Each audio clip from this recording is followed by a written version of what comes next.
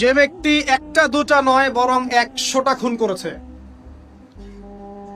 সে 99 জন মানুষকে হত্যা করার পর ফতোয়া খুঁজে বেড়াচ্ছিল যে আমার তওবা কবুল হবে কিনা। একজন আবেদের কাছে গিয়েছে। আবেদ আর আলেম কিন্তু এক জিনিস না। আবেদ মানে যে প্রচুর ইবাদত করে, তার জ্ঞান কম, সে শুধু জানে কিভাবে ইবাদত করতে হয়।